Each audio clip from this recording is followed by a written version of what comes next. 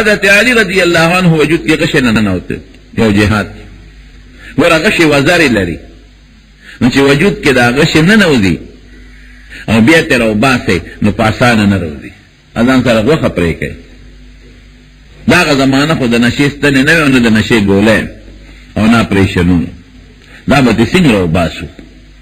دا غش دا اوسپنه ستن خو نه چرا کاغه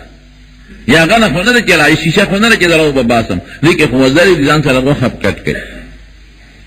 چاہوں تبے یار د موږ ډېر بهترین دی دې په مانځ کې بل خوا توجه نه کوي الله طرف ته توجه دغه په مانځو درې ګرا کې او به بس دې په مانځو درې کسان راغل غشيته وسته پم شو ور څومره توجه د الله ته چې کله سلام وګرځاو نو خلکو ته وي وسه شور نو دلته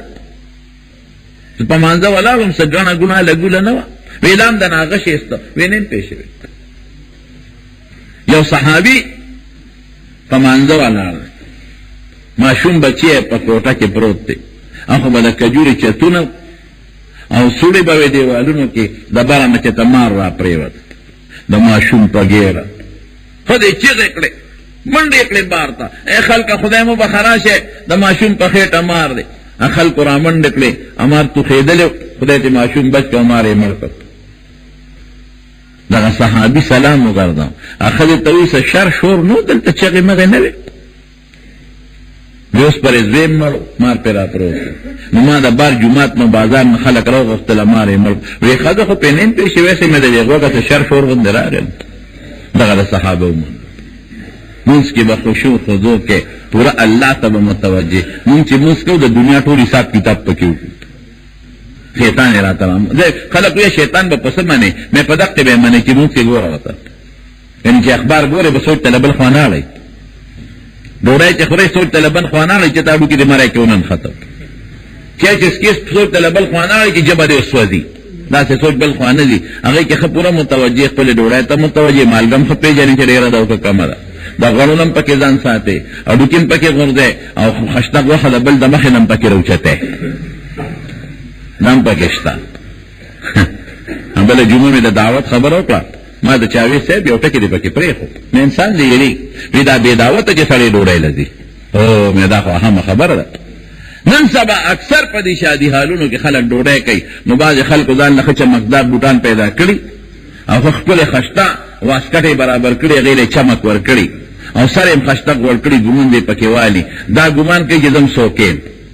او بے نیتے او بے دعوت پاغا شادی حال ورنن دیو پاکی ڈوڑای خوری کونٹے وصل دیل پلاس کی دا خکارکی کی گوری زنبالل شوی ما دا خلق پاگانا کی ورنن دی دا رنگی زمون پا دیوادو خدون کم نن سبا گوری بے دعوت طول خلق ورنن دی دعوت کمو خلقو تی اصلیو شرمائی علکا روی خلاصی شوی خلاصی گی بنا تا دا بلل سلور سوو اورال الپینزر هر یو سالی زم مانا ہے دا ډیرو خلقو اخوال لیدا دا ډیرو اخوال لیدا خود آغا سا رسول کتاب کو نکی دا خو خیراتی شی رسول چالا دعوت ورکو چالا ورنکی بے دعوت ورنوان شی طول خلق چاہتا ست پکی لگوتی نور وزی ڈوڑے خوری اس گورا چی بے دعوت دے پردے ڈوڑے خورد آغی سجورم دے نبی کریم صلی اللہ علیہ وسلم فرمائی چی چا دا چا ڈوڑے بے دعوتا او نا بلل خورا وی دخل سارقا وخرج مغیرا وی چی وردن نکید دے وقت غل و غل او چی بہر وطن ڈاکو ڈاکے والا غل و ڈاکے وکلا وہاں پس روالا نا بللی با پردے ڈوڑے لنزی قطعان دا پا شریعت کے لوی جرم و لوی گناہ دا نو ڈوڑے تا خصوص کے چنن پلان کی شادی حال کے پلان کی دے کے ڈوڑے رضان بسنگ ور رسوم ایک شیطان کار نہ کئی لیکن چکل موز کے نو شیطان برطرہ مخ کے کئی دا دنیا طول سوچونا اور طول فکرونا او دا دنیا اگا خبر جتا تا یاد نوے ابر دا شیطان دی مازغول لوڑی نو یو الذین هم عن صلاتهم ساهون ندری مالش بلتو الذین هم یراؤون او بل دا خلق منظم کے ریاکاری پکے گئے ریاست ہوئی چاہے عبادت دے لکے چاہے خلق ہوئی چاہے دا نیک سڑے دے یہ سرطول عبادت برباد یو حدیث پاک کی رضی نبی علیہ السلام فرمائی انما اخوف ما خاف علی امتی الشرک الاصغر یہ پخپل امت درکوٹ شرک نڈیر یریگم قالوا وما الشرك الاصغر یا رسول الله دا الله رسول پټینه شرک ستوي راپورټ شرک وی الریا والسمعه دې لپاره د خودنه د لپاره کار کول او د شهرت لپاره کار کول دې لپاره نیکی کې چې خلک ویني چې دا نیک سره د خلک راته نیک وي یا د شهرت لپاره چې خلکو کې مشهور شم چې پلان کې خوري نیک سره دې ته ریا دې ته نبی رسول الله شرک خفي ویل نه راپورټ شرک وته ویل نو ریا باندې به عبادت نه برباده فرض کړونو ګوري ریا نه هغه کې نیت له اعتبار فرض بخامخا د خلکو مخ کې په جمع کې پټ نه شي کول حج خو بخامخا د خلکو مخ کې چانه پټ نه شي کول نو دې کې ریا نه ریا عموما په نفلي عبادتونو کې زیاته کې ریا نه کوي بل صفته سره ويمنعون الماعون دا عام استعمال سيزونه د خلکو نه منې کوي دا خبره نه ده دا گاونډي د ضرورت سوچ چاګ راکا ولا ورکا دا گاونډي د ضرورت سوچ رمبي راکا ولا ورکا دا باندې منې کوي هر چا کار هټول سامان ني دا گاونډي د ضرورت شو میلمانه راغلي د ماشومان کور نشته لګونه چيني راکا ورکا دا گاونډي د ضرورت شو میلمانه راغلي کور سوچتنه ولی نشتا قرض راکا ورکا ولا ورکا لور پکار دی چاری پکار دا سمسے پکار دا رکیبے پلیٹ پکار دی نا ورکا ولا صحابہ با دیو بلنا دا وعده جامع پسوال غختلی یو خشتا سور کمیسو دا عائشہ صدیقی رضی اللہ تعالی عنہ یو وین اغسطه عائشہ بی بی وی وی دیتاو گورا وی زما دا وین زرو دا کبیس نخ و خیویدانا غندی او وی دا یو زمانه پا مونگ تیره شوی وا چه دا سی کبیس زماو نو پا مدینه که چه بکم ناوی و دیدل نو دا بیمانا پا سوال غخت ناوی لجامیم پا سوال غختیش ورکه با پا سوال جامیم غواری ورکا والا نو دا عام استعمال سیدونه چه گواندیان دیو بلن پا سوال غواری نور رارم دینا چاکو پکار چاڑ پکار ورکا کچھ دے ورکل دے زمانہ کے وی نو دے چتا واپس در کے یرا چتانو خیوالی نو خبو نشوی موبیل دا خلقو نوالی بیای پتی کی تے تا اثر غسلور موبیلی دی کمالا خدای پا یو پا گتر آواسی دیرانتو مونه نو شریعت سوئی دام عام استعمال شی ممنه کوا خو چې دی ورکنو واپس ورکا بیا دانه چې گنی یارا تا گورو کنا نو یو رس صبرو که نیم ورکه نو بلا رزم تیره شوا نو بلم تیره شوا که یر شو خود ما دا مور پیدی او که یاده شو ماوی که ما در لیگلی دی کل داسی ہوئی او کل سوئی اخو ما شمانو درولی دی بل چا بولی دا گناه مولانا اشرف علی تانوی رحمت اللہ علیہ او دل پور ترال نغڑیر انصاف کو نو بی بی وطا پکاسا کے پارا کے دے کے ترکاری کے خودا نو خلق دکور لو کے پیجن نو مولانا اشرف علی سے رحمہ اللہ بی بی توائی ویدا خوراک کم دیو ویدا فلان کیا گاوانڈے تارا پارا را لے گلے ویدا لو کے خم زمون دکور نخکاری وی سید دا لو خم دا غوی دی لی لوخی کی ارانو نو تاتا مکیخو چی کخپل لوخی تی ارم نو یخ بشی تبای گرم مخوی مولانا اشرف علی صاحب سوئی وَإِنَّا لِلَّهِ وَإِنَّا إِلَيْهِ رَاجِعُونَ بیبی توئی وی مولا کروسے جو دین دزدہ نکو وی دالو کی دے گاونڈے دا دے خوراک درا رسول دا پارا مقرر کڑیو ندی لچے اشرف علی دی پاکی خوراک کو خوری صرف دیر پارا دو خوچ دا خوراک دا غی دا کورنا پاکی منکر رو رسی دیلہ نجی اشرف علی دی پاکی خوراک کو خوری شاب فٹا فٹ دا خپل لوخی کی واشا با گناہ دا لوخی واپس کو مالا بیا خوراک روڑا رمبی اگل اندر کو نو پر رمبی چی کارو کی فٹا فٹ والا واپس ہو لے گا چج دے دا گاون ڈین رو گفتو چی خپل کار پی کو واپس ہو لے گا او گولی دیتے ہو گفتن او چینے دیتے ہو گفتن او چی خپل درال الفٹا فٹ والا لے گا جامع دیتے پس والو گفتے کیڑے پیزان شلیب ولنا دا غیب پورے احتیاط کے العاریت مؤدات نبی کریم صلی اللہ علیہ وسلم فرمائی چی پسوال دے کم شو اب واپس ورکے او دا با خطریقہ استعمال دے کے بنقصار میں پیدا کے نو تاتم ہوئی چی دا عام استعمال شیب دا گوان نممنے کوا اغتم ہوئی چی گوری العاریت چی گوری کم شید لچادر کا پسوال دے وقتا دا با واپس ورکے دا با خوندی کے نا دا دا مسلمان خاصیت کے زماروں ويمنعون الماعون. نو دا مکی دا مشرکان او بعض هغه زمانه کې چې کوم منافقان دا هغه خراب عادتونه په دې صورت کې رب العالمین ذکر کړل دې لپاره چې موږ د دې خلقو د دې خراب عادتونو نه ځان وساتو. د قیامت ورځ ومنو یو ته دا معلومه شو دا به نه و چې نشته او خلک به څنګه واپس جمع دي کېږي. او دویم به څه کوو؟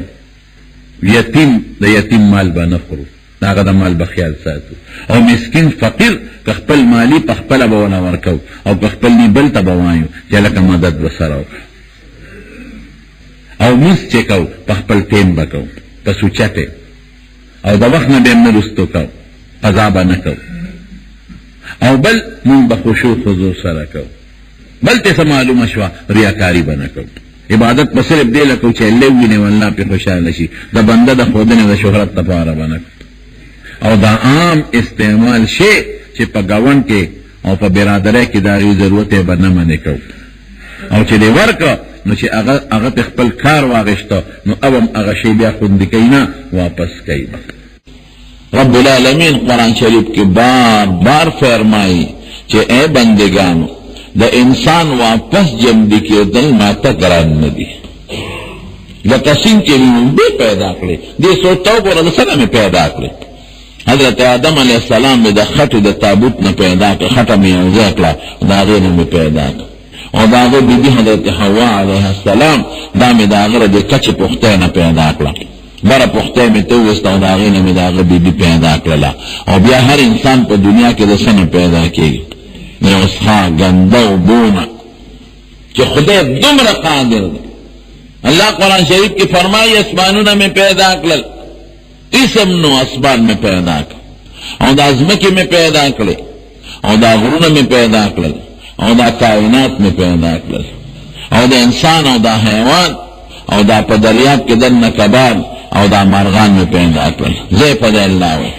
پا دریاب کے دن نکبان سمر پا تیزے روان دی اخپل لارو کے او دان دا بچیم روڑی او دان دا روزیم والا خدا ورکی. او دارنگی پا دی فضا کے دی مرغان تاو گورا پا دو وزرو کم طرف تالو دی، کم خوا لار شي او کم خوا راځي او یو خوا بل خوا. دا ټول ما پیدا کړل. الیسا خدای نه دی بقادر علی ان یحیی الموتى، په دې نه دی قادر چې دا مړي واپس جمع کړي. دا نشنه هش پیدا کړی او بیا چې خاورې کړې وډوکې کړې نو په دې نه دی قادر داسې نشي کړلی. یو دانې نه څونه ښکلي بوټي زرغون کړي، د یو رکوټې غوندې پیغې نه خدای پاک څومره ښکلي د میوې بوټي پیدا کړي او جوړې کړي. دغه ذات چې دا دومره ښکلي مخلوق یې پیدا کړی دی او کائنات، دا په دې امرونو قادر دی چې انسان به واپس جمدې کړي. حضرت اسرافیل علیه السلام ته به الله حکم وکړي چې په شپېلۍ کې پوکي وبه. د دې شپېلۍ د پوکي د وجې خلک نه جمدې کېږي، دا یو نښه ده. لکه څنګه چې په دې سکولونو کې ټلۍ والي شي، دا یو نښه ده چې یو پیریډ ختم شو بل پیریډ شروع شو،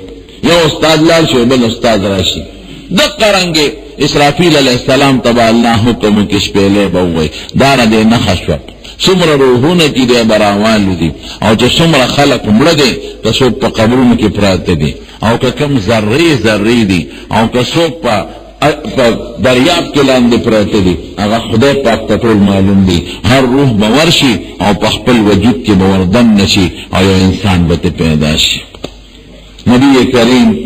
صلی الله علیه وسلم فرمایي وی د انسان ټول اندامونه او وجود خوري کېږي او د انسان د لنډې هغه هډوکې چې د حیواناتو لکې کوم ځای کې جوړېږي، دغه د حیوان د لکې د جوړېدو ځای په انسان کې دقه معمولي غوندې ځای نه خوري کېږي. دا روح پروتي، دا پټېنی ځای. منه یرکب الخلق، د قیامت په ورځ به دقې سره نور وجود اندامونه یو ځای شي انسان به ترې جوړ شي. الله په دې قادر، ټول به پیدا شي. اذا هم من الاجداث الى ربهم ينسلون. قرآن شریف کې الله فرمایي دا به روز خدای ته به مخامخ روان نیک به روانې پټېدې نشي د خدای پاک. بیا چې الله کله د قبرونو نه پاسي او رب العالمین ته پیش کېږي، الله دې مسرت دی. څوک به په دې ښکلي شکل پاسي، خشته مزېدار چې دا خپل د دنیا کم شکل او په دې خپو باندې ودرېږي. او چاله با کل شکل دله با مزیدار خشتخ کل شکل راشي چې راشي دی به ورته وي ته څوک یې چې زما لومبې نظر پته ولګېد وایي زه ستا نیک عمل دنیا کې ستا د پاسه سورو او ته مې خپلو مزو چرچو ته نه پرېښود اوس راسور شه چې حساب کتاب میدان ته دی بوځه هغه نیک عمل چې د یو شکل په یو شکل به اب ورته ټیټ شي او دا نیک سړی به پې د پاسه سور شي او حساب کتاب له روان شي څوک به پیاده دي نبی علیہ السلام فرمایي څوک به په یو سورلی 2 کسه سواري او څوک به په یو سورلی 3 کسان سواري روان به او څوک چې څنګ پاسي د قبر نه نو سر به لاندې او خپې به پورته او نبی کریم صلی الله علیه وسلم په خپل مثال ورکړي ولی وی دا مار دا په خېټه نه رغړي ماران خو خپې نشته په خېټه د پاسه رغړي نو خدای پاک چې په خپو کې د تلو طاقت پیدا کړی دی نو دا په سر کې هم د توخېدو طاقت پیدا کولی شي دی به دغسې الاوړې روانې او څوک به د سپو په شکل پاسي او سچا مخ به د خنجرانو په شانتې وي او دا به روانې او بعض خلک به داسي چې دې سین سترګې وغړئ نو په دې سپېمو کې به له زنجیر واچئ او پړ مخې به یې راکاږي دوزخ ته چغې به وباسي چې ما سره خو حساب کتاب و نشو فرشته به ولا آواز ورکي وی ستا حساب کتاب ته ضرورت سره تا نیک څه عمل کړی چې مونږ تا سره حساب کتاب وکړو وغورځوی پړ مخې دی جهنم او بعد انسان به داسې چې سترګې وغړئ په یو خاص شکل به نظر ولګئ ته څوک یې چې زما لومبې نظر پته ولګېد تا د دې مخ نه خو ما ته ډېر سپېرهتوب معلومېږي وی ستا بد عمل دنیا کې ته په ما سور او مزې چرچې د کولې اوس ټیټ شه چې زه در باندې سور شم نو دا سړی به را ټیټ کړي او نبي علیه السلام فرمایي څنګه چې دې غویله زمیندار چوکه ورکوي شاته نه پکې غستن لګولي دقسې به وله شاته نه چوکه ورکوي او دې عمل به پې سور او حساب کتاب نه به ځي دا ثابت څیزونه دي دې کې شک نشته او که پدې کې څوک شک کوي د اسلام په عقیده کې دی د اسلام نه بار دی دته کافر ویل کېږي دی مسلمان نه دی دا حساب کتاب شو میدان شو چې څنګه لاړ شي هغې نه پس به بیا رب العالمین حساب کتاب کوي داسې په اسانه به حساب کتاب شروع کېږي نو ډېر په ګرانه به شروع شي او چې کله حساب کتاب وشي نو څوک به جنت ته ځي او څوک به دوزخ ته ځي قرآن شریف کې رب العالمین فرمایي اما من اوتی کتابه بیمینه فسوف یحاسب حسابا یسیرا چاته به عملنامه په ښي لاس کې ورکړی شي او چاته به عملنامه په ګس لاس کې ورکړی شي او چاته به د شا د طرف نه میلو شي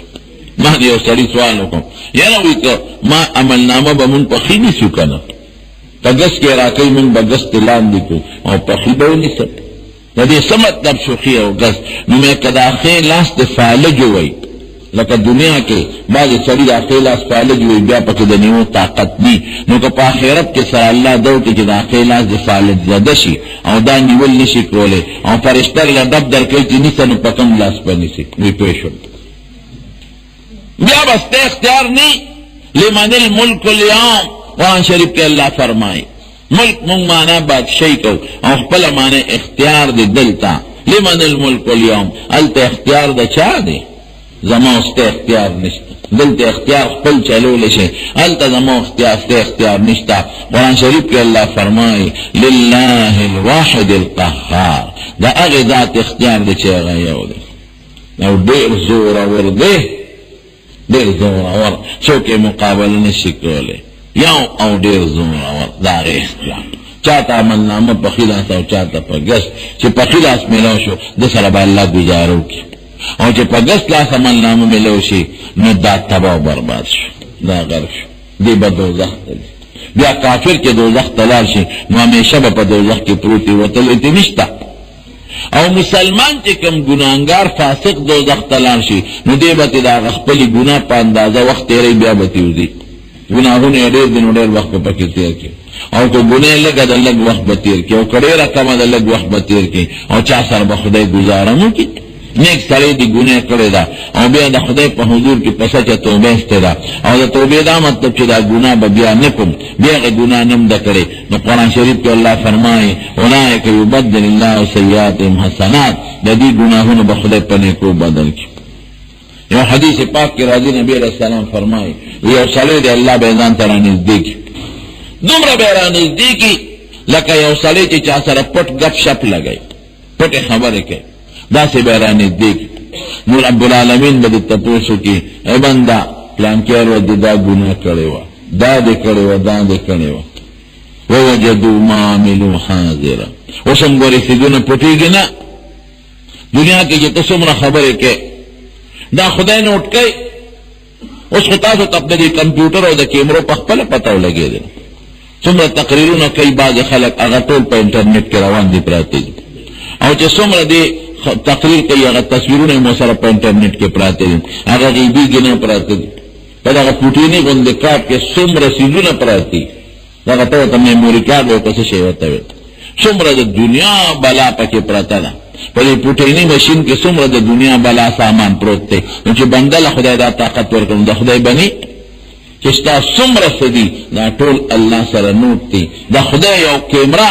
زه به تعبیر په کیمرا وکړم یعنې ستاسو د پوهې دپاره دا خبره کوم زمونږ په سر د پاسه دقسې پرته ده او که مونږ ښه کوو که بد کوو هغه هغې کې نوټ کېږي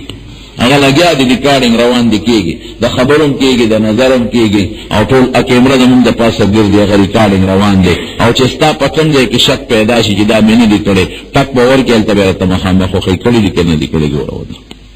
دا خو پټېدو والا خبره ده ما یو تقریر وکړو بیا سبا یم چې دا خو ما نه دی کړی ابه کیسټ راوړی ګوره ها ستا خپل اواز وره تا کړی دا که دې نه دی کړی او چې د ما ویډیو تقریر چا ټیپ کړي او زه یم چې نه ما خو دلته دا لاس نه دی خوځولی او دلته کې خو مې دا خبرې نه دي کړې اما راته هغه ویډیو را مخامخ کې ها ګوره ورته په پلانکي ټایم دې کړی دا خبرې شوي دي او که دا نه دي شوي دنیا کې نشي پټولی خدای نه به څه پټ کړي نه پټېږي دا الله نه الله به ورته وایي بنده دا ګناه دې کړې ده دا واړه واړه به ورته یادوي دا دې کړې او الله کړې بلکل دا سړی به په دې وړه کې وایي چې خدایه دې کې خو ما غټ غټ ګناهونه هم کړي دي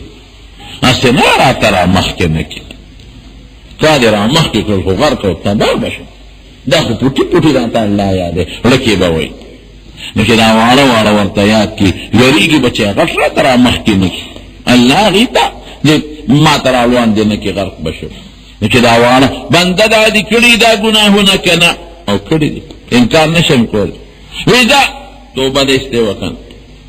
جړا دې کړې وه ما ته چې بیا به نه کوم او په خپله جڼو توبه ټینګ هم پاتې شوې نو دا مې دله په نیکو بدل کړي دي دا نه چې معاف مې کړی په نیکو مې دله بدل کړي دې به ډاډه شي چې ښه دا واړه په وړو نیکو بدل شو نو بیا خو به غټ په غټو بدلېږي دې به وایي خدایه وی څه ګناهونه خو نور وه خو دې راته ونه ښوله خو دې را مخکې نه کړل وی ته مې یارولې نو چې ته خفه نه شې امې دله دې نه مخکې په غټو نیکو بدل کړي دي الله ډېر مهربانه بادشاه اولئک یبدل الله سیئاتهم حسنات دعام چې د خدای نه غواړئ دا وایه اللهم بدل سیئاتی بالحسنات نا وایه ای خدایه که په عربی کې نه درځي په پښتو کې وایه یا الله زما ګناهونه په نیکو بدل کړه دا وایه یا الله زما ګناهونه په نیکو بدل کړه نو چې کوم ذات دا ګناه دله مفقول شي نو دا ذات دله دا ګناه په نیکو بدلولی شي دا د قیامت میدان دی هېڅ شی پکې کار نه کوي ټول خلق به یېرېږي بی بی عایشه صدیقه یو ځل د نبي کریم صلی الله علیه وسلم نه تپوس کړ وی د الله رسوله په دا سخته ورځ به د کوم ځای ګورم اوس ګوره هر چا سره سودا ده او نبي علیه السلام خو د امت دپاره پلان دی کوم ځای به دې ګورم هغې سره سودا حالانکه حضور پاک د بی بی عایشې په حق کې په خپله فرمایي وی دا به زما د جنت ښځه دنیا کې هم ښځه ده او دا به زما په جنت کې هم ښځه دا ویلي حدیث کې راځي صحیح حدیث کې نو زه به تا په کوم ځای ګورم د الله رسول بی بی عایشه صدیقه رضی الله تعالی عنها ورته چې دا تپوس کوي حضور پاک ورته فرمایي وایي عایشې دریو ځایونو کې به زه نه خطا کېږم دې کې مې ګوره یو چې کوم محزمه مصر حساب کتاب کېږي طلبه لګي یو طرف ته نیکه او بل طرف ته ګناهونه تله ډېره لویه تله اوهو حضرت داود علیہ السلام یو دل د الله نه سوال وکړه وی خدای دا تله راته وښیه وی طاقت نشه لرلی داود پیغمبر دی علیہ السلام وینا الله خیبه راته نو ورته یې تله وښوله نو چې ویلېده نو بېهوشه پرېوت مکمل بېهوشه لا پرېوت نو چې په هوش کې راغی نو جړلې وی خدای دا خو دومره غټه ده که دا اوه اسمانونه او اوه واړه ځمکې د دې په یو چابلي کې ور واچی نو په یو ګوټ کې به یې ځای شي دومره غټه ده ټوټي ګوټ کې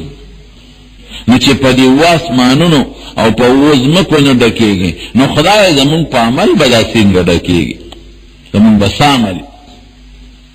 رب العالمین ورته فرمایل اے داوده چې زه غواړم نو په یو کجوره یم ډکولی شم دا نیکي ده اما من ثقلت موازینه فهو فی عیشة راضیه چې د نیکۍ زیاتې شي هغه چابړې دروند شي د ژوند مزیداره واله داسې ژوند چې دی به هم خوشحالي الله به هم ترې خوشحالی چې د جنت ژوند دی واما من خفت موازینه فامه هاویه وما ادراک ما هي نار حامیه او چې د نیکۍ تلې سپکې شي او د ګناه تلې درنه شي نو بیا د ده ځای دوزخ دی خطرناک ځای دی الله دې مساعد دا د قیامت ورځ به موږ منو ته په دغه کې نه وې آمنت بالله چې دا ماشوبانو ته ښایي آمنت بالله وملائكته وكتبه ورسله واليوم الآخر فالله كتابونه ورسولانه او دا آخرت روز ایمان ده دا آخرت روز منم مالک یوم الدین تپا مانزه که نوے الحمدللہ رب العالمین الرحمن الرحیم اغا اللہ کہ دا کل مخلوق رب ده او رحمان او رحیم دے او مالک یوم الدین دا قیامت دا روز چی پکم روز انسان تا بدل ملاویگی دا گناہ دا نیکے دا غیر روز مالک دے مالک یوم الدین نو دا قیامت روز شتا دیتا روز دا مجازات اعمال وی دا انسان دا دنیا دا نیک او دا بد عمل با التتاتا مخامخ اخودلی شی پا نیکے بدلا اللہ تعالی خ بدل در کی اور پا گناہ بدل خدا پاک سزا در کی اللہ دم دا گناہونو نوستاد اور کبھی خدا پاک دے راتا معاف کی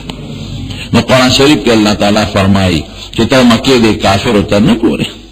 کیفا علم ترک تدی خلق ہوتا نکو رہے یکذب بالدین چی دی دا قیامت در وسط تکذب کئی دا نمانی چی منگ لبا خدا بیا واپس جم دی کئی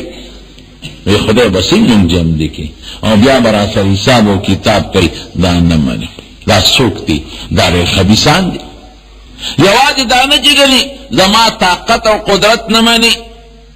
یواز دانا چی دا قیامت روز نمانی یواز دانا چی ما تا دروغ جن وی خدای تا دروغ جن رسول تا دروغ جن وی خدای و رسول واپس بجم دی کی کہ دا قیامت رشتو دیوی نشتا علم ترى كيف فعل ربك أرأيت الذي يكذب بالدين فذلك الذي يضع اليتيم دا نورم خباستنا كي يتيم لم دغاري وركي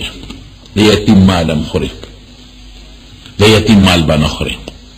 ليتيم چه کمال پات شو دا غیب غل حفاظت کے دیر خلق داسی بھی چه مروری ملشی و یتیمانان ورطا شمان پاتی شی دا اغی یتیمانانو مالو نخوری اکثر والا خرسی او ایدا میں پتا لگولی دا پتا خرچه شوید دا تا پا پلار خرچه شوید پلار لمی دی پی علاج کرو دا تا پا مور خرچه شوید اما لخوری دی یتیم دا سخت جرم دی و گناه قرآن شریف کے رب العالمین فرمائے الذین یاکلون اموال الیتاما اغا خلق کے یتیمانان و مالون خل پا ظلم سر انما یاکلون فی بطونهم نارا وسیصلون سعیرا دا خلق چی دی پر خیٹا کی دا دوزخ ہو رچائی او یعنی قریب دی چی بلشوی اور تب داخل شی یتیم مال بنا خورے قرآن شریف کې الله تعالی فرمایي چې دا یتیم مال مخوره او کده ته یو واره یا ویرا یا مثلا یو خوري یا خورزه یتیمانان پاتې شو دا غي مال د خپل مال سره مګړو ځان له ولا کېده خیراتی لوي کا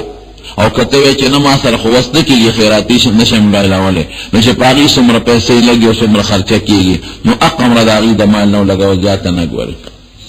او چې کله بالغان شي لوي شي او عقل من شي نو بیا او تخپل مالونه ورکا مخکې ولا مور کا وګوري ډوړه به کی نه پوهېږي نه پوهېږي په د یتیم په سر لاس راخل نبی علیہ السلام فرمایي چې چا د یتیم په سر لاس راخل خدای په خپل رحمت او برکت نازل کړي یتیم باندې نو په عربو کې دا سخر رواجو چې غیب د یتیمانو مالونو حقونه خوړل چې سړی به مړ شو نو دا هغه ښځې له به مال نه ورکو او نه به د هغه سړي لونو له خپل ورو له مال ورکو مال به یې په قبضه کې واغېست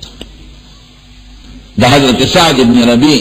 رضی الله تعالی عنہ بیبی راله نبی علیہ السلام له وی صاحب زما خاون سعد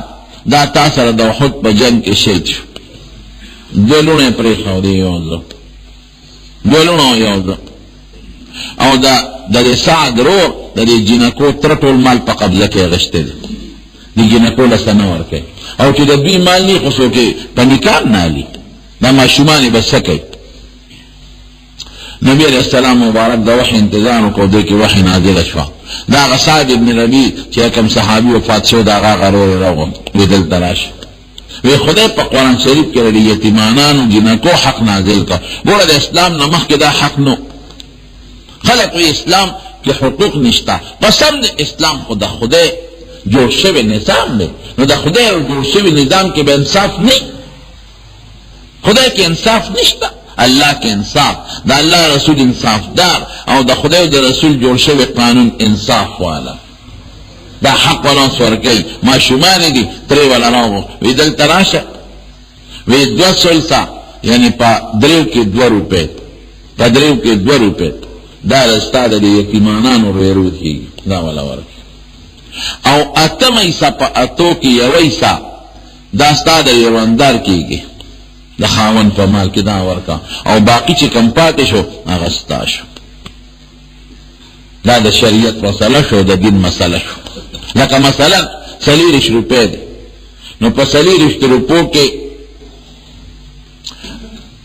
14 روپے د دې دوالو جنکو شوې درې میسا د 40 اته راځي کنه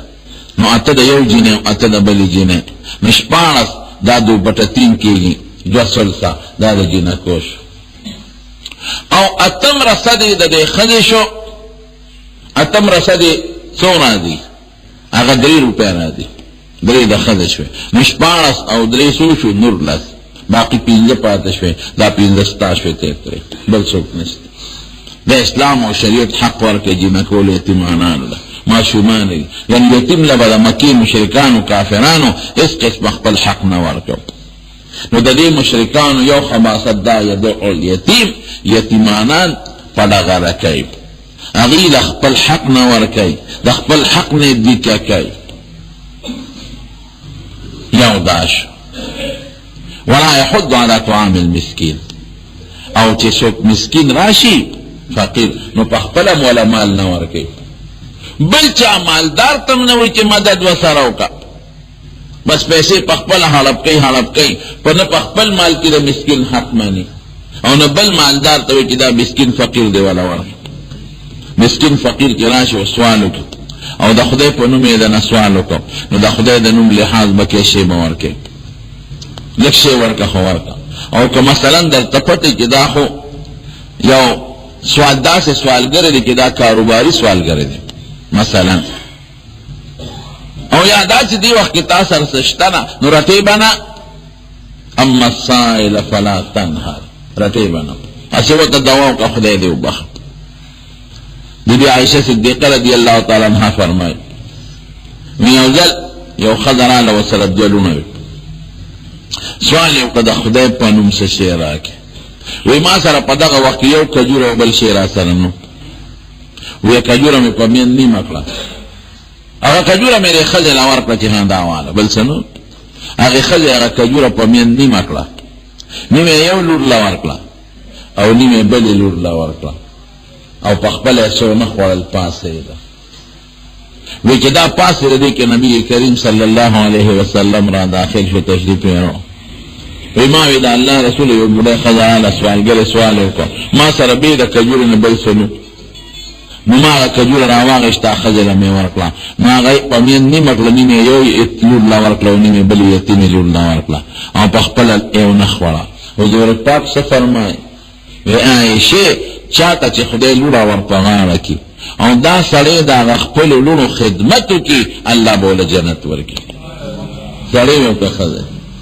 لږه غوښه شته تاله مې ساتلې ده، بله یې راواله، خوراک به غوښه کله کله میلاوېد. بیبي چې سینګ تاخچې ته ورله هغه خوراک له او غوښه رالي، نو د هغې غوښې په ځای په تاخچه کې کاڼی پروت دی. کاڼی راوړه، حیرانه شوه، د دې کې خو غوښه پرته، کاڼی خو نه، اوس خو د غوښې په ځای پکې کاڼی پروت دی. راغی نبي کریم صلی الله علیه وسلم ته، حضرت دغسې غوښه مې تاله په دې تاخچه کې ایښودې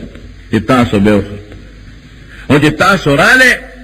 او زه ورپسې ورپاسېدم او غوښه مې وکته نو غوښه نشته، پکې کاڼی پروت دی. وی چا خو سوال نه دی کړی، څه واقع خو نه ده شوې. بیبي ورته وی یو سوالګر راغی او اواز یې وکړ، خیر راوړئ د خدای په نوم، وږې م ډوډۍ راکړې. دغه غوښه پرته وه، ما وی که سوالګري لی ورکړم خو نبي علیه السلام مبارک به پاتې شي. نو ما سوالګري ته بد رد نه دي ویلې، مې خدای دې وبخه، هغې وی خدای دې وبخه، څه راوړی، مې تارې خدای وبخي. دا رخصت شو، تاله مې غوښه وساتله او سوالګري له مې ور نه کړه. نبي علیه السلام وفرمایل، وی تا د سوالګري حق هغه له ور نه کړه نو خدای دې له په کاڼي بدل کړ. دې نه علما څه معلوموي؟ دې نه دا معلوموي چې دا د فقیرانو مسکینانو حقونه څوک خوري، نو دا کاڼي په خولې کې خوري او مونږ ته هغه د کاڼي شکل یې نه ښکاري. ته ګورې نه دا زړونه د کاڼي په شانتې سختي بیا سنګدلي پکې پیدا شي. ما خو نبي علیه السلام د معجزې خاوند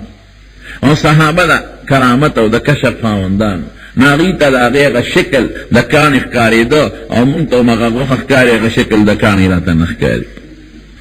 نو د مکې د مشرکانو دریم خباثت څه شو؟ اولئک الذی دا هغه خلک دي، فذلک الذی یدعو الیتیم ولا یحض علی طعام المسکین فویل للمصلین الذین هم عن صلاتهم ساهون. اوس لږ یو پوټې د بعضې مسلمانانو نه هم الله تعالی یو شی وکړي، وی هغه خلک چې هغې مونځ کوي خو په مونځ کې غفلت کوي، وی دا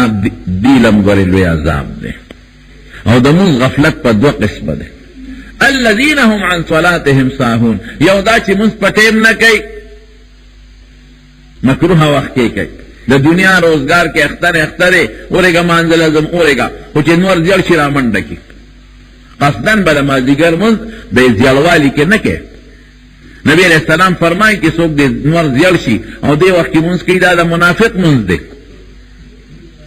دې وخت کې به قصدن نه کوي د مازدیګر مونځ، به لږ وختي کوي، زیړوالي نه به مخکې کوي. نو دې د دنیا په کار کې مصروف دی، ګاک را نه دي. ورېږه دا بخور کوم، دا پټۍ به مې داسې پاتې شي، ورېږه دا ملګري به مې خفه شي، د سره ګپ شپ لګوم. نو راغر وی نو بس نور په غرغړي او دې په مانځو درېږي، یاره مازدیګر وخت خو لا باقي دی، تر لوړ پرېوتو پورې همدې ټایم کې به وکړم. بلکل وخت باقي دی، خو چې تا ته څه عذر پېښ شي نو ته یې وروسته وکړه. اوده وي مثلا نو دغه ټایم کې را پاسېدې، یا یېر اوده نو دغه ټایم کې را پاسېدې، یا په سفر او تا ته ګاډۍ نه ودرېږي او دغه ټایم درته ودرېد نو پکې وکړه. دا نه چې ښه ټیک ټاک یې په قصد باندې د مازدیګر دا مونځ دغه وخت کې کوي. نبي علیه السلام فرمایي یاد وساتئ، وایي چې کوم وخت کې نور پرېږدي نو شیطان دې نور ته مخامخ ودرېږي، نور ته، او چې کوم وخت کې راخېږي نو شیطان ورته مخامخ ودرېږي. نو چې ته دغه وخت کې مونځ کوې نو شیطان دې خپلو بچو ته وګورئ که نه، تاسو ما ته سجدې کوئ او دا سړی ما ته سجدې کوي. دغه وخت کې به قصدن نه رستو کوي.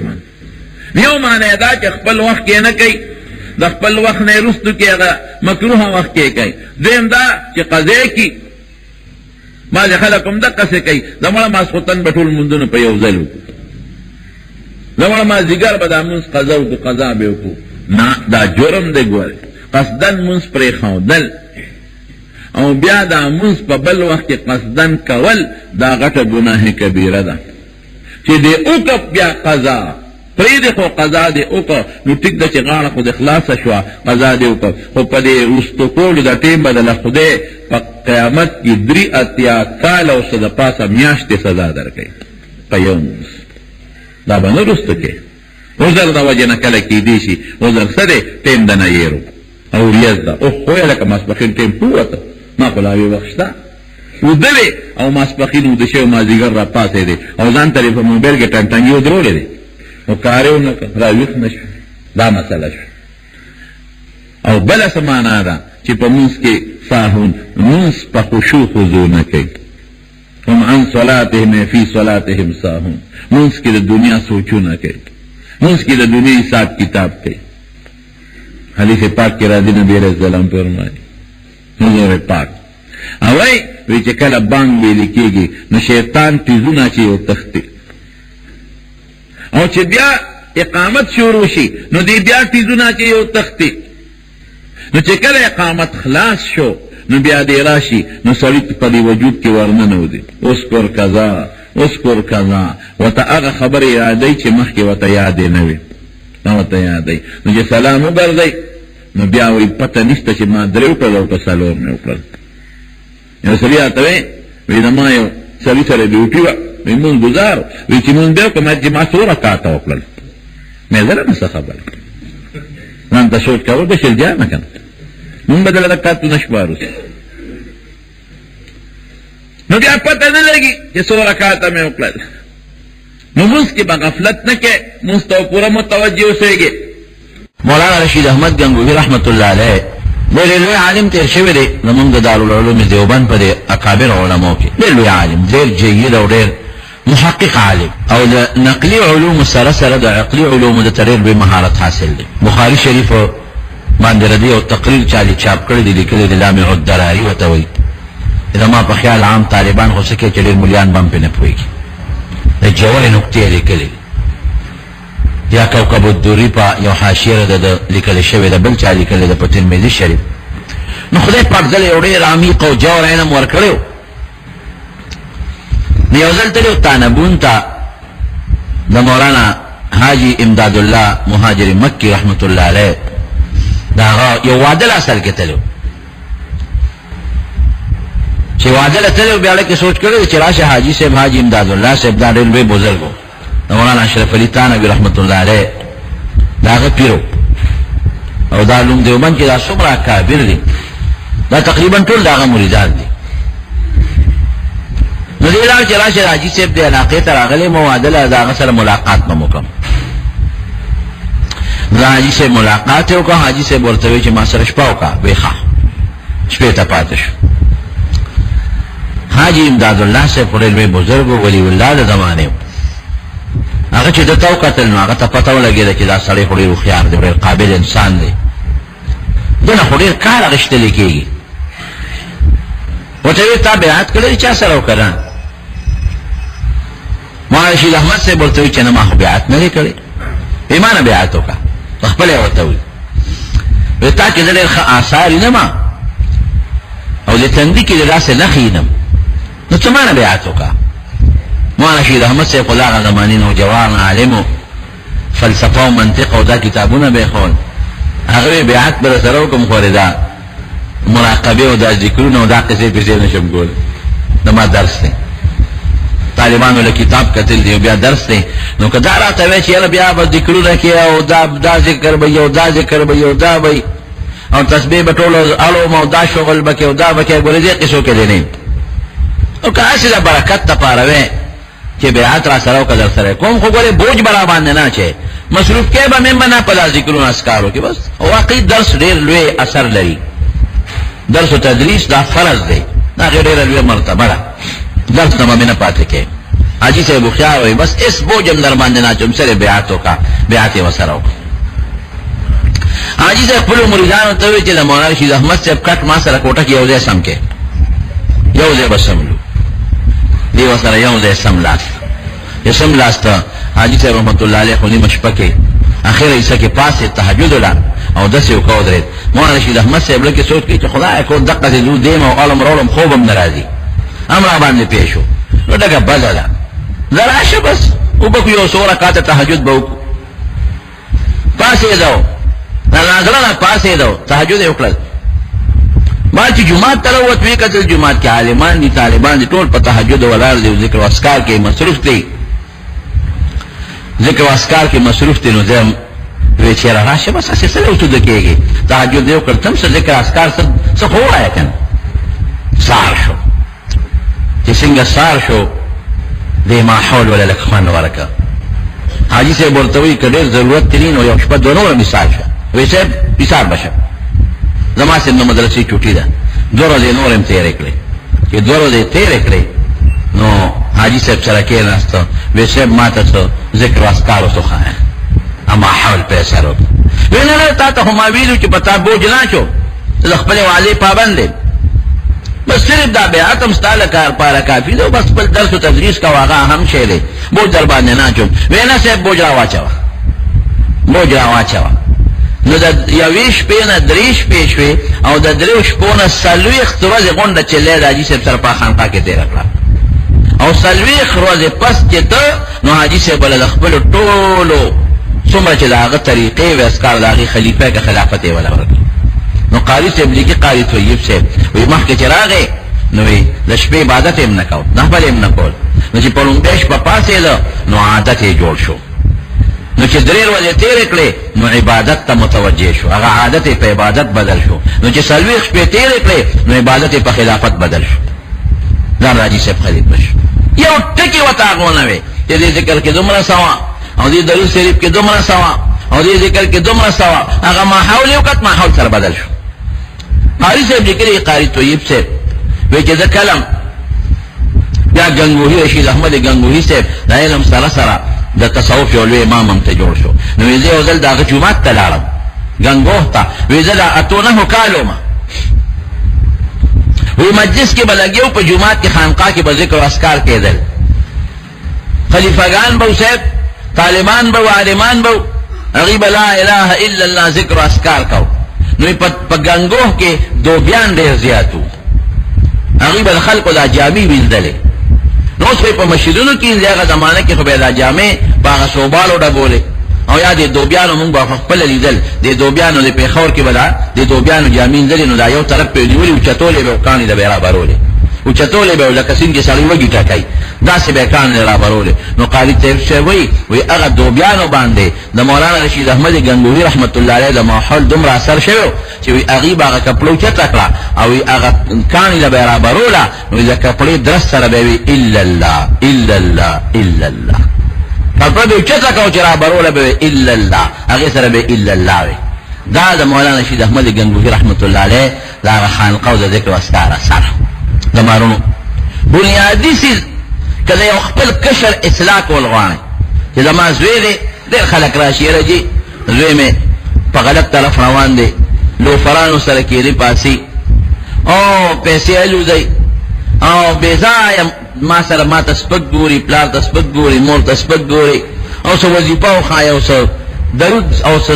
الفاظ راته وښایه او څه تعویض او څه دم راته وښایه د دې لپاره نه تعویض ضرورت شته دې لپاره نه دم ضرورت شته دې لپاره بهترین علاج دا دی چې د خپل وی ماحول ټیک کا دې د غلط خلق او د غلط مجلس نه منې کا او په نیک مجلس کې کېناو بس ماحول ټیک په خپل اثر کوي قسم دې د نبی کریم صلی الله علیه وسلم چې دا څومره صحابه کرام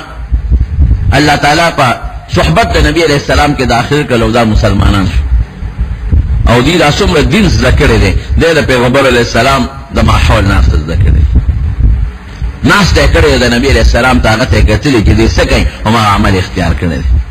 تاسو احادیث کې ګوره نو د نبی علیہ السلام اقوال چې نبی هم دا فرمایل دا کم دي افعال زیات دي او صحابه وی نبی علیہ السلام بدا چل کاو رأيت رسول الله صلى الله عليه وسلم يفعل كذا ما وتوقت الذاكار يكون ما مغكار شروك نبی علیہ السلام ویلی چې دا عمل کون مام دا عمل شروع کړ نبی علیہ السلام ویلی چې دا کار نه کوم مام دا غي نه ځانو سات او زمونږ د تابعین ډېر روایت په دقه فعلی روایت یا تقریری چې ما صحابه ولیدل یغی دا کارونه کول نو موږ سره کار شروع ما حول یو جیبا سر لري نبی کریم صلی الله علیه وسلم چې کله مکه فتح کړه د مکې د فتحنا بیا نبی علیہ السلام لا حنین تا طائف او حنین دغه جهادونو شو د حنین نه چې کله واپس راته نو د مکې مکرمه په ګوان کې یو ځای کې نبی علیہ السلام دمو کړه هغه به د اسونو د خوانو سورلې یو شال مزل بګرانو دمه وکړه د مانځه وخت راغی یو صحابي ته بلال رضی الله عنه ته نبی علیہ السلام به بانګ وای چې مونږ دلته مونږ کو خیمه خطه کړې هغه بانګ وی د دې کلی ماشومان دا کلی لا مسلمان شوی نه دی د دې کلی ماشومان دی واړه هغه کې دا بانګ وورید هغه ته یو ناشنا شیخ کار شو دا کاکا سکه کې دا چغې وای په لومبي لري بانګ وورید امو ګورو کې ګوتې منډلې دې کله یو خوا ګورو کله بل خوا دا بابا سکه دا کاکا چې دا چغې وباسي نو ماشومان په خې شروع کړي وانا خدای څخه پیښه کې حضور پاک پته خیال شو چې دا ماشومان خدای مار د مؤذن باندې پیښه کوي صحابه ته ورمنډه کې دا ماشومان راونی سي خوش طبيعي وسره کو چې صحابه منډه کړي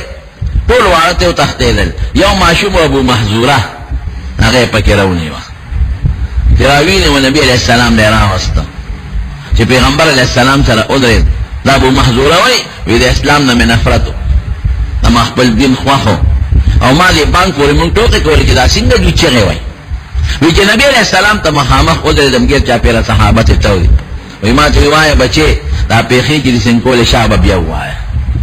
د صحابه د زمانه د خلق حافظه لري مضبوطه یو شی چې به یو ځل وورین ابو ارتبیا یادو یې رده بچنه شابه وای وی ما وی الله اکبر الله اکبر الله اکبر الله اکبر وی پسینه را لاس کې خو چې ور پسې وایا وی مې چې اشهد ان لا اله الا الله اشهد ان لا اله الا الله اشهد ان محمد رسول الله اشهد ان محمد رسول الله وی راته چې بچی دا بیا وایا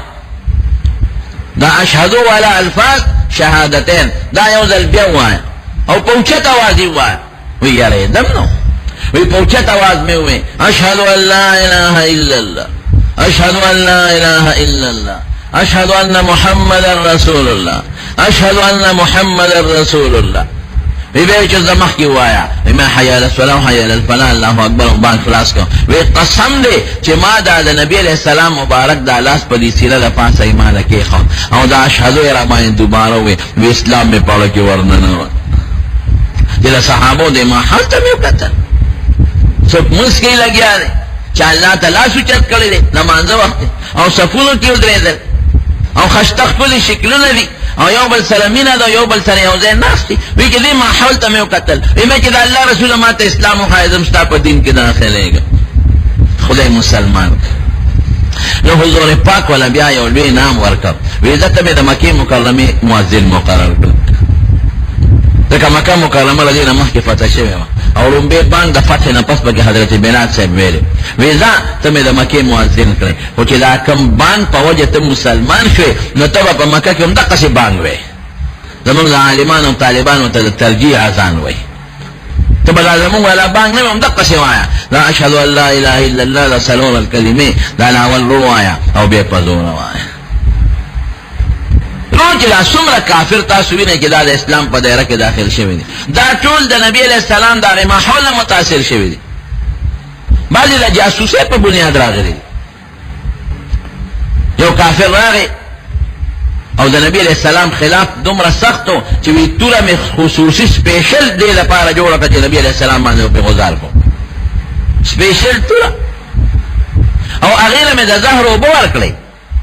چې که چېرته د مرګ نه بچ شو او زخمی شو نو چې هم بچ پاتې نشي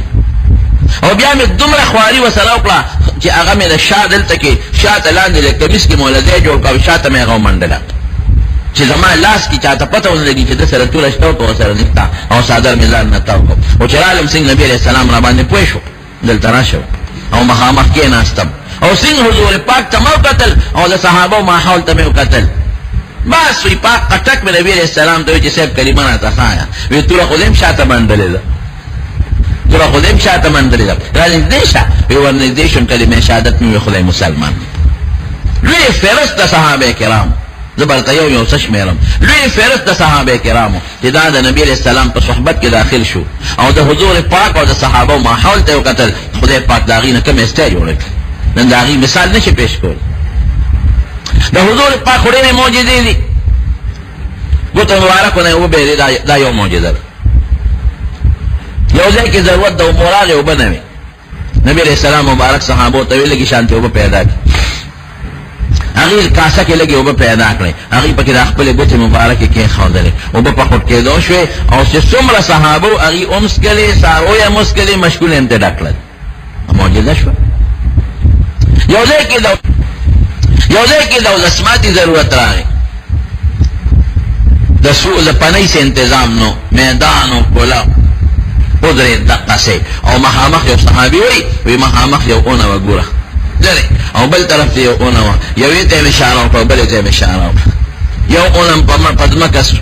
سیری کوي شلای او نبی علیہ السلام لراله او بل زمکه شلای او حضور پاک لراله او د دعا اونو څنګه ټیټه شوې زمکه ته جوخته شوې او پیغمبر علیہ السلام ته پرده جوړ کړه او د سیمات کو چې او د سیمات کې یو ته اشاره او بل ته یو خپل ځای لاله او بل خپل ځای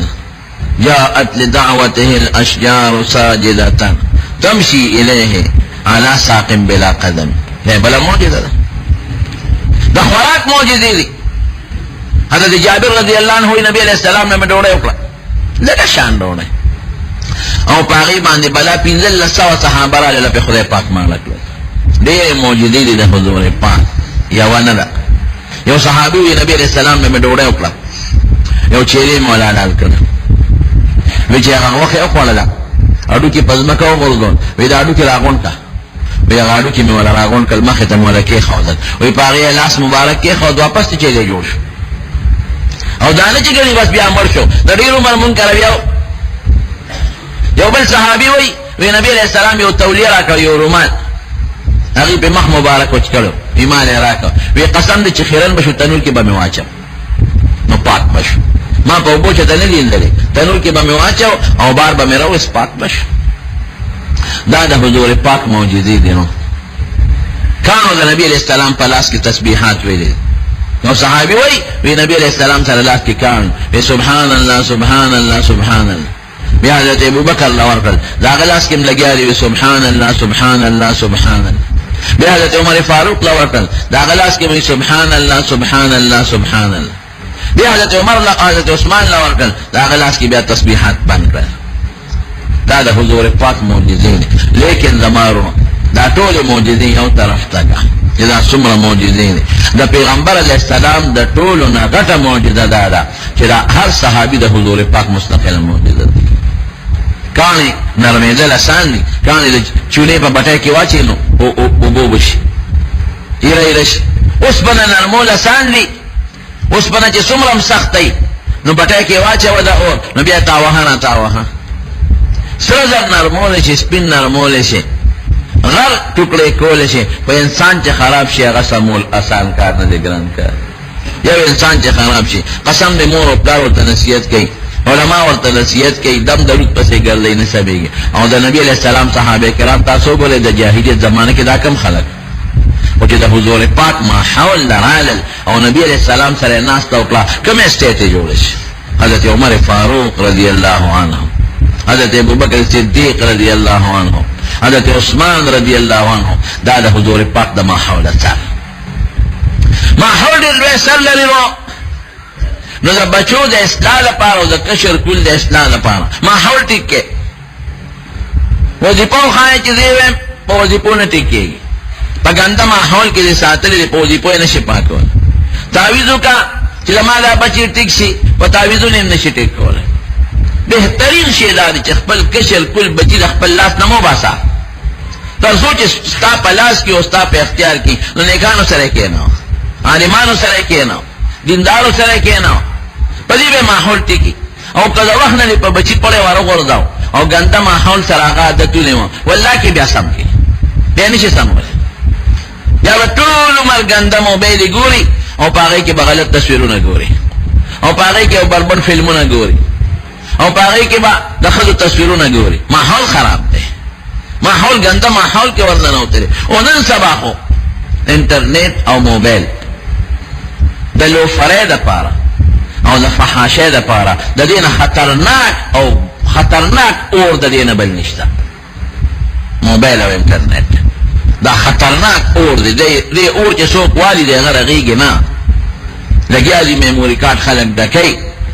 او فلمونه پکې اچوي، ټول کشر کول په تاریخ دی. لګیا دي میموري کارډ وړي او د ګانې او سندرې او فلمونه او ډرامې او بربنډتوب د دې نه هلکان هم ډکوي او جینکې هم ډکوي او انټرنیټ باندې لګیا دي او فلمونه پې ګوري او ډرامې پې ګوري. دا ولې؟ ماحول خراب دی، ماحول ګنده دی. دا بچی ستا د لاس نه ووته، دا خراب شو. خدای لپاره دا خپل بچی د خپل لاس لاندې وساته. ماشوم د ده مثال د کلالۍ خټې دی. د نه که جام جوړی جام ته جوړېږي، د ده نه که ته کټوی جوړی کټوی ته جوړېږي، د ده نه که پیالی جوړی پیالی ته جوړېږي، د نه چې څه جوړی جوړېږي ځې. دا ماشومان ستاسو ذخیره درونو ګورئ. دا ذخیره بار آوره کې د دې نه یو باغ جوړ کړئ چې دا بچې ستا په ژوند هم ستا پخه راشي او ستا د مرګ نه پس هم ستا پخه راشي. زمونږ بچي لاړل برباد شو، ټوله ورځ په موبایل او په نیټونو باندې تصویرونه دي ګنده او فلمونه دي او په غلط ماحول کې ناست دي. پلار یې غریب یې وله ګټي او دی دوستانو یارانو سره مري ته ټاباد ته او پېښور ته او په نخرو ګرځي او پیسه والو ته. لمونځ شته او نه اودس شته. لو پران شو بچي، ماحول خراب. خدای پاک چې د انسان د اصلاح لپاره کوم شی استعمالوي فرمایي کونو مع الصادقین، تاسو ماحول ټیک کړئ. نیکانو خلقو رښتونو خلقو سره خپل ماحول جوړ کړئ. نیکانو سره کښېنئ، صالحینو سره کښېنئ، عالمانو سره، طالبانو سره، نیکانو سره مجلس جوړ کړئ، په خپله به ټیک ټاک شي. زه ته خپل یو دوه مثاله ښیم. یو کس ما سره ټلیفون باندې رابطه کوله د اسټرالیا نه. ما سره رابطه کوله، ما ته ته ما څه پېژنې؟ وایي ستا تقریرونه وم او مې تقریرونه کوم ځای پیدا کړي. پاکستان نه راغواړم او په نیټ باندې ستا ما ته پته نشته، زه نه نیټ پېژنم او نه راته نیټ پته دی. دا چا ورکړی وي په انټرنیټ ستا تصویرونه دي، دا هغه دي، دا تقریرونه دي، هغه اورم. سړی ښه سړی د مسلو تپوسونه بیانونه کول. یو ځل یې ما ته په ټلیفون وایي چېره مولانا صاحب زما د لمانځه به څه کېږي؟ مې ولې؟ وایي زه خو 15 واړه لمونځونه ماسخوتن په یو ځل کوم او په خپل ځای کې کوم ځان ته. مې ولې؟ په وخت ولې لمونځ نه کوې؟ او دا 15 واړه لمونځونه ته په جومات کې ولې نه کوې؟ وایي صاحب دلته جوماتونه ډېر لرې دي، جومات نشته، کم ځای وکړم. او انجینیر یم، نو زه خو خپل ډیوټی لرم، ډیوټی کې خو زه ما له د مونځ چوټي راکوي ماسپښین، نه د مازدیګر چوټي راکوي، نه د ماښام او نه د ماسخوتن، او نه د جمع انتظام څه چې جمع وکړم.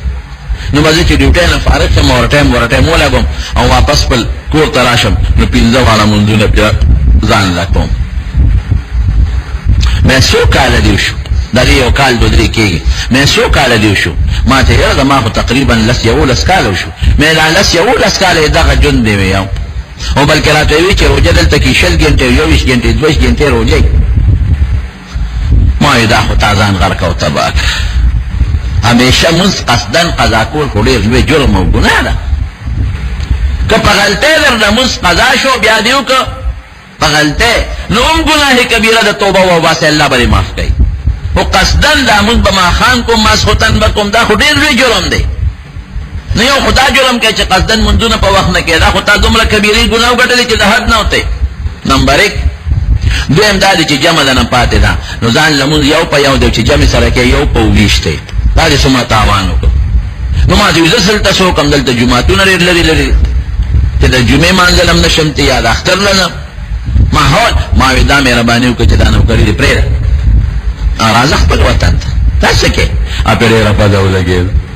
چې زما خو ډېره غټه تنخواه ده او زما خو ډېره غټه نوکري ده، دا اوس پرېږدم. نو مې 2 خبرې دي، یا به دین پرېږدي او یا دنیا. اوس ګیر شه منځ کې. یو خوا دنیا زرګونه ډالر تنخواه اخلي، یو خوا دین او منځ.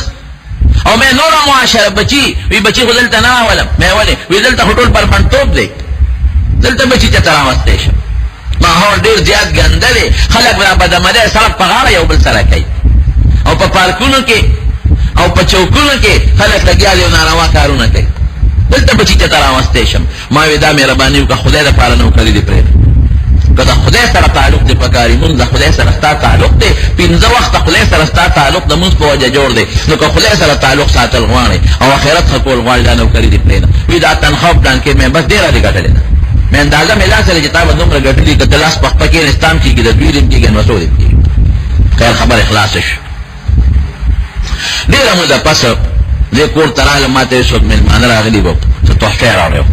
هغې کې خط لیکلی و، په خط کې راته لیکلي و چې زه خو ستا ملاقات له رالم او ستا په وجه ما هغه دغه ستا د اسټرېلیا ولا مرید یم غیبانه نوکري مې پرېښوده. او دی راته بیا په ټېلیفون وی ښځې بچو سره مې مشوره وکړه، نو هغې م راته وی چې بابا بس پرېږده نوکري دی، ضرورت نشته، ډېره دې ګټلې ده، راځه بس مونږ سره خپل ژوند تېروه، بس یې پرېښوه. بیا یو ځل ټېلیفون راته وشو څه موده پس، ټېلیفون مې اوچت کړه، سعودي نمبر و. مې لکه څوک خبرې کوې؟ وی زه د جدې نه خبرې کوم، پلان کې مې نوم دی، مې په نامه ونه پېژنم، مې ما ونه پېژندی. وی زه ستا هغه اسټرېلیا والا بېلما زه مرید یم. مې جده کې څه کوې؟ وی ما باندې خو خدای ډېر بې فضل وکړ. مې هغه څنګه؟ وی بس په کور کې ناست وم او انټرنېټ مې کولاو کړی، بس اسټرېلیا خو مې پرېښوده، وړه به مې کله کله خپه و چې بلا تنخوا دې پرېښوده. وی چې ناست وم نو په جده کې یو کمپني وه، هغه انجینیر غوښته، هغه انټرنېټ باندې ما معلوم کړ. نو ما خپل سی وي ورته وایي دا خپل چې د کوم قابلیت چې د هغه یو فایل ورته په انټرنېټ ورولېږي. وی چې ور ومې لېږي یو څو ورځې پسې راپسې خطر ولېږه چې راځه دلته مونږ تاله نوکري درکوو. وی دا هم جدې ته. اوس جدې ته چې ورسېدم نو په یو کمپنۍ کې ما ته سرکاري خپله نوکري میلاو ده او په بله کمپنۍ کې ورسره مازدیګر نه پس پرایویټ یو 2 ګنټې نوکري کوم، دواړه چې یو ځای کوم د اسټرېلیا نه مې تنخوا زیاته ده. یوه شوه او دویمه څه وی دویم دا دی چې دلته راته ښه مزېدار کور بنګلی را کړې ده او ښځه بچي مې راوستلي ځان سره، هلته ښځه بچونه هم لري. او ما ته وی درېیمه وی تا سره انټرنېټ کوي چې درته خپل پوټونه رسېږم، مې نه زه پوټوالو شوق کوم او نه په دغه شي پوهېږم. ما ته وی مخکې مې داسې و چې ګیره مې هم خریل او برېت به مې هم خریل او پتلون کې به ګرځېدم. او ما ته وی که اوس دې ولیدم که نه وی لوی ملا به راته ښکاره شم، هغې خوشته بانک دی. مې هغه څنګه وی ښکلې ګیره به مې پرېښوده، خسته جامو کې ګرځم. او د ټولو نه غټه خبره دا شوه، د ټولو نه لویه خبره چې د جمعې او د خالي مې 2 ورځې چوټي ده، دا دواړه ورځې په مکه مکرمه په حرم کې تېروم، بچیم ځان سره بوځم او په خپله ممریم کوم. او وی جړل په ما ته په موبایل وجړل، ما ته وی مولانا صاحب چې د طواف کوم او دعا کوم نو لومبې تا خامخا یادوم. دا ولې ماحول هلته ماحول خراب، دلته ماحول ټیک، پیسې خو د خدای په لاس کې، ډوډۍ د خدای په لاس کې ده. 11 کاله د ښځې او د بچو نه لرې او چېرته ورسره ښځه او بچي په حرم کې ملګري کېدل. د اسلام بهترینه طریقه ماحول ټیک کول دي. دا یو دویم مثال هم د خپل درکو. دلته دوره کې ناست وم یو سړی راغی، نوم یې درته نه اخلم، د سواتو، نو ښایسته ښکلې پټکې یې اغوالې او ښکلې مزېدارې ما نه اوږدې جامې او کونټه یې ورسره وه، چوغۍ یې چولې وه. ما وې دا به څوک لوی عالم وي، شیخ الحدیث وي. خیر راغی ما سره کېنه عیدګاه کې کېناست ما سره، چې کېناست ما چې هغه سبق پوره کړ نو زه ورته ورپاڅېدم، راته راغاړه وه. مولانا صاحب مو ورته کول، ما ته یې صاحب مولانا نه یم، عالم نه یم، امي سړی. وی زه یو ځای راته یاد کړه سوات کې وي دا هغه ځای، وی ستا ملاقات له راغی، خو دا مې درېیم ځل دی چې ته مې لاندې کړې. وی یو ځل ګاډي کې ناست وم، نو زما یو دوست ما یو کیسټ راکړه چې دا کیسټ واوره. وی ما کیسټ راواخېست ګاډي کې مې ورکوي، ما چې څه شی دی؟ وی چې دا یو مولانا دی د هغه تقریر دی. وی ما کیسټ اخوا ورغورځوم چې مړه که څه د موسیقۍ کیسټ یې هغه را میدان ته کړه، ګیره به مې خریله، برېت به مې خریل، پتلون کې به ګرځېدم او ټي وي کې مې کار کوم. وی هغه ما ته وایي چې مړه ټول مازغرې د ګډ نه ډک دي ظالمه، چې ته د خدای او رسول خبرې خو هم به وره که نه. دا وی ما کیسټ ورته وغورځوم چې که ښه موسیقي دی چې ته پیدا کړې راکړه. وی چې هغه له ما نه کوزېده، وی ما وی چې هغه ملګري مې خفه نه شي. مې چې هلکه راکړه دا کیسټ زه وبرم. وی نه اوس یې نه درکوم. وی خیر ما دې په زور هغه کیسټ راواغېست، دې لپاره نه چې ملګري دې خفه نه شي. او د هغه مخکې مې په هغه ګاډي کې په ټیپ کې ورکړه، دې خو کوشم. وی چې کیسټ مې واورېد را باندې اثر وکړو. وی بیا مې وورید جو درې ځله وی هغه چې راسره بل ورځ میلاو شو مې چې لکه دا کیسټ د چا دی او د نورې کیسټې په کار دی وی نورې م راکړې مې وورېدې وی هغې را باندې ډېر زیات اثر وکړ ما ته یې هغه ستا کیسټې وي بیا ما نه خو یې خو ما ته تا نه مې په ټېلیفون تپوس وکړ یاره زه خو دغسې تا د کیسټو نه متاثر شوم او زما خو بس د دې سید نه نفرت دی یو خو مې بینک کې نوکري ده د سود معاملې دی او بل دا دی چې ټي وي سټیشن کې په ډرامو او په دې څیزونو کې مې کار کړی دی کوم زه بس وکړم نو ما نه یېرو هغه راته راياد کړ وي تا راته وي چې نوکري دې پرېږده د سود نوکري توبه ته وباسه او دا ډرامې او ما ته وي د 15 منټو به موږ له په زرګونو روپۍ راکول یو ګنټه چې به موږ په ټي وي کې کار وکړو ډېرونه روپۍ به راکول ډېر عزت او قدر به بس وي ستا په وینا مې هغه څه پرېښودل نوکري مې پرېښود لاړم وی یو ځل مې تا ته په ټېلیفون وی چې مولانا صاحب زه څوک م علم شروع کړم ته خو دلته خوشې ګرځم او په دې تنګ شم وی تا راته وی چې داسې کار وکړه چې یو 3 ورځې تبلیغ کې ولګاوه نو یې لاړم شبې جمعې او 3 ورځې 3 پسې مې بیا 40 لګول 40 کې اخوان راکړه 4 میاشتې مې ولګولې نو ما ته وی اوس مې د بارمل 3 سفرې کړي دي د بارمل 3 سفرې او شکل ته مې وګوره مې لکه په شکل خو ما ته دا ښکاره کړي لکه جلوې چې ګوډه ما ته وی زما چې څومره لایبرري ده په هغې کې کتابونه کم دی او ما ته ستا کیسټ پکې ډېرې پرتې دي په خلکو مه وره نو دا ټولې خبرې دا د ماحول سره تعلق لري بس که بچې دې په ښه ماحول کې ور داخل کړه دی به ټیک شي او که بچې دې د بربنډتوب په ماحول کې ور داخل کړه دنه به خراب جوړېږي دقه رنګې لور لګول که لور دې ازادو جینکو سره ملګرې کړه هغه جینکې چې هغه لستونې کټ کوي او هغه جینکې چې هغه په پینټ او په شرټ کې ګرځي نو لور به دې سبا ازادي غواړي درنه هغه ماحول به په اثر کوي او که لور دې د جینکو مدرسې ته ولېږله او د قرآن شریف درس له دې ولېږله او نیکانو خلکو کله دې ولېږله او د هغې بورقۍ د هغې غټ پړونې وي او د هغې غټ پرتوګ او غټې پنسې وي کولو مزېدارې جامې نو هغه ماحول به په اثر کوي او ستا خپله خوښه ده چې د بچي د دیني بچی جوړول غواړي او که د بچی نه د 14مې سلیس خوندر جوړول غواړي که د بچی نه دینی شخصیت جوړول غواړي او نیک انسان ته جوړول غواړي ماحول ولا ټیک کا او که د دې بچی نه 14مې سلی ګن جوړی ګن نو پرېږده په غلط ماحول کې د مارونو دا یو فطري تقاضا دی چې د کوم سیستم ښه کول غواړي که نه په هغې به محنت کوي دا قانون دی لکه دا کور دی مثلا او ته وایې چې زما دا کور دی ډولي نو محنت به خامخا کوې چونه به ورکوې صفایي به یې کوې جارو به پکې وې ویپر به پکې راکاږي رنګ به ورکوې روغن به ورکوې نو دا به محفوظ نو دا کور که ښه ساتل غواړي لازما به محنت غواړي او که ته وایې چې دا کور دی خراب شي نو محنت تاجت نشته جارو پکې مه وه کډه ته وباسه ویپر پکې مه وه رنګ روغن مه ورکوه هېڅ محنت نه غواړي بې محنته به یو 2-3 کاله پس دار څه لاندې راوغورځېږي تاسې ده که نه ده روانې محنت نه غواړي بس چې ته اصلاح پرېږدې په خپله روانې راځي او اصلاح چې د شي اصلاح کې هغه محنت غواړي دقه رنګې بچی دی ګورې که د بچي اصلاح کې محنت په پکې ښه مجلس او ښه ماحول به وله جوړی او که ته وایې چې نه اصلاح نه کوم نو هېڅ کالج او یونیورسټۍ ته اجازت نشته ګنده ماحول کې ورځن نه که په خپله به تبه برباد شي نو قرآن شریف کې رب العالمین فرمایي کونو مع الصادقین د بچو او خپل اصلاح کې مجلس خشته کې ماحول جوړ کې او نبی کریم صلی الله علیه وسلم فرمایي کلکم راع وکلکم مسئول عن رعیته هر سړی شپونکی دی پخوا به د شپونکي د خلکو دا غویان او دا میخې ورکولې هغه به څارولې او ماښام به یې کره واپس دا ګورچان به زمونږ په دې وطن کې ګورچان به د خلکو دا غوا او دا ګډې چیلی به یې بوتلې مازدیګر به راتلې نو که د چا غوا ته یا ګډې چیلی ته به نقصان ورسېد ګورچي نه به یې تپوس کو شپونکي نه به یې تپوس کو ګډه زما څه شو چیلی څه شوه تا ولې خیال نه دی ساتلی دقه رنګې حضور پاک فرمایي ستا مثال د شپونکي د قیامت پر ورځ ستا د بچو ستا نه تپوس کېږي د بچو اصلاح دې کړې ده او که نه ده کړې بچو له ښه ماحول جوړ کړی دی او که ښه ماحول دې وله نه دی جوړ کړی که اصلاح دې وله وکړه خپل ماحول دې وله جوړ کړ او ښه اخلاق ورسره چلی دا بچې ستا دپاره ډېر لویه مرغلره ده او که ماحول دې وله خراب جوړ کړه او اصلاح دې وله پرېښودله نو دا بچې به ستا دپاره د دنیا هم دشمن او د آخرت هم دشمن صحابه کرام په دې دریاب را پورې ورته سیند ته راغلل دې سیند ته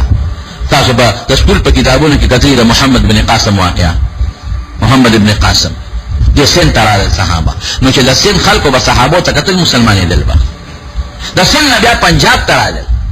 او د پنجاب په لار هندوستان ته لاړل. قسم دې اوس موږ څومره محنت کوو په خلکو نه مسلمانېږي،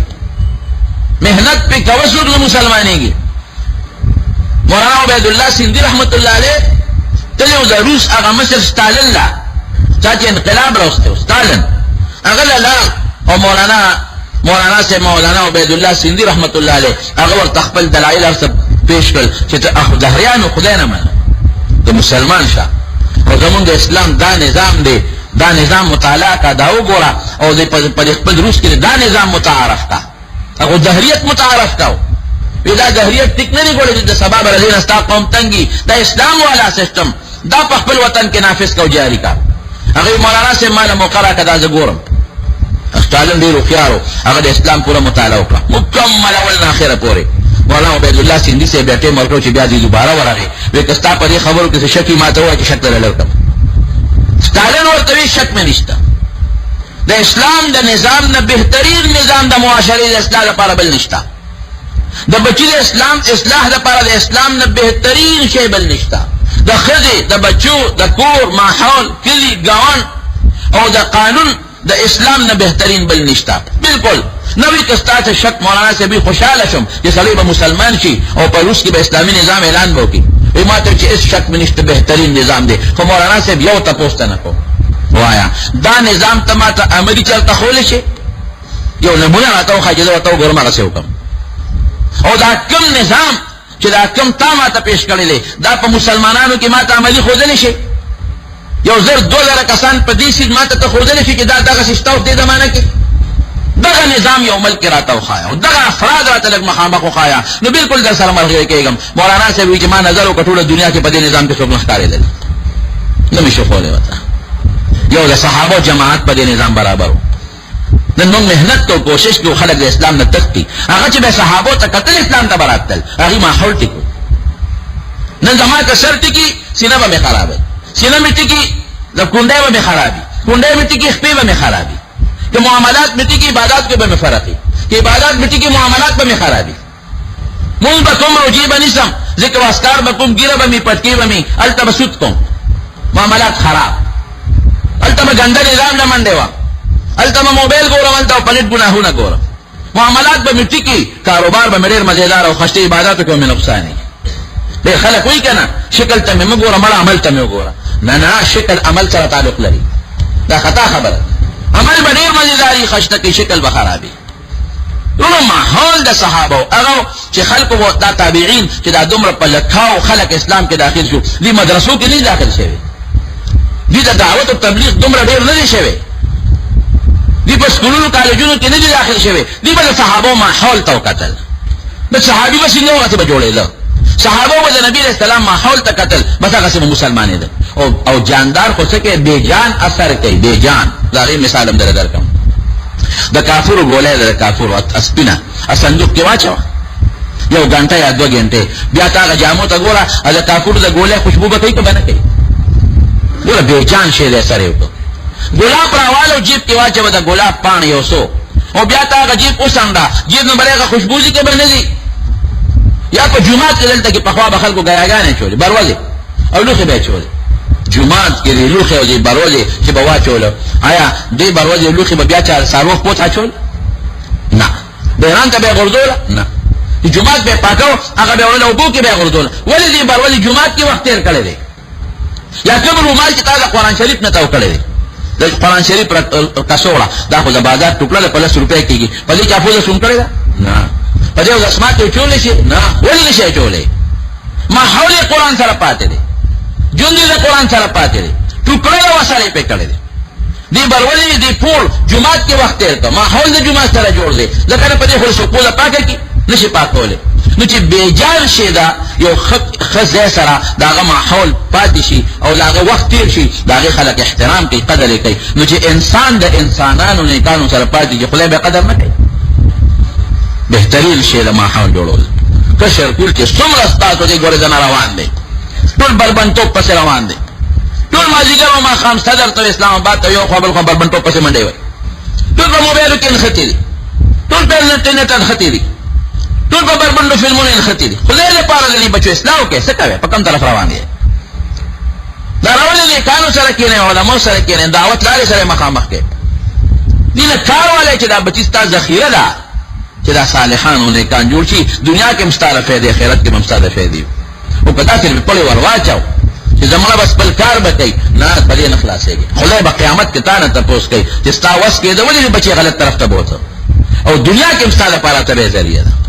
نو بهترین شی د اصلاح لپاره دا ماحول دی. نبی کریم صلی الله علیه وسلم مثال ورکوي،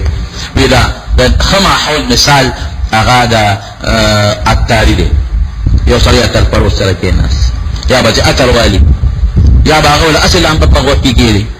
او که اسم نه یو ګنټه نیمه ګنټه خو د خوشبویه مجلس کې تېره کړه که نه. دغه رنګ یو عالم سره کېناستې، یا به د ته د مسلې تپوس وکړي، هغه به راته مسله بیان کړي، او که یو ګنټه خو د ښه مجلس کې تېره کړه که نه. او د غلط ماحول مثال داسې لکه د اور بټۍ له چې ورلې، یا خو به یو ستاره راشي جامې به دله ټولې کړي، وبه یې سوځېږي. او که داسې نه نو ګنټه نیمه خو د بدګویه مجلس کې تېره کړه، نو غلط ماحول بیا در باندې اثر وکړي. که نه ګنټه خو د غلط ماحول کې تېره کړه، نو چې کوم مجلس کې د خدای د رسول خلاف خبرې کوي، د شریعت خلاف خبرې کوي، د بېدینۍ خبرې کوي، د بربنډتوب خبرې کوي، غیبتونه پکې کېږي، چغلي پکې کېږي، دا غلط ماحول دی. نو دې مجلس کې خپله کښېنه، مو ته بچي پرېږده. چې کوم ماحول کې د الله د ذکر خبرې کېږي، درود شریف، سبحان الله، تسبیحات ویلې کېږي، د دین خبرې پکې کېږي، د پیغمبر او د خدای خبرې پکې کېږي، د شریعت خبرې پکې کېږي، دا ښه مجلس دی. په خپل هم پکې کښېنه او بچي هم پکې کښېنه. الله یې موږ له ښه ماحول